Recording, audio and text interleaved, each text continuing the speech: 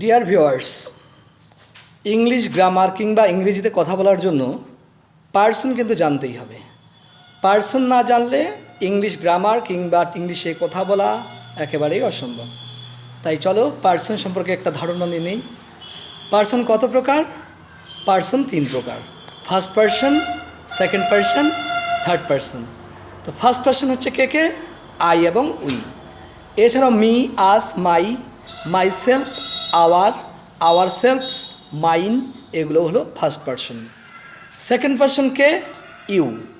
You ছাড়াও your, yourself, yourselves, এগুলোও হলো সেকেন্ড পার্সন।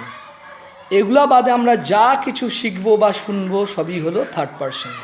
যেমন he, she, they, it, Ram, Rahim, cow, dog, cat, goat ইত্যাদি। তবে টেন্স শেখার জন্য ফার্স্ট পার্সন আই এবং উই, সেকেন্ড পার্সন ইউ, এ দুটো মনে রাখলেই যথেষ্ট। তো এই কবিতাটা একটা মনে রাখবা, আই, উই, ইউ ছাড়া ভবে আছে যারা, থার্ড পার্সন তারা।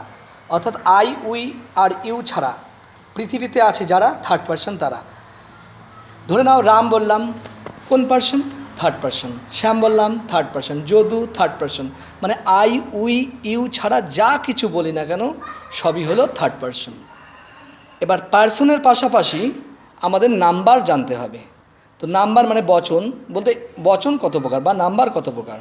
নাম্বার 2 প্রকার: একজন বা একটি বোঝালে সিঙ্গুলার নাম্বার, একজনের বেশি বা একটির বেশি বোঝালে প্লুরাল নাম্বার।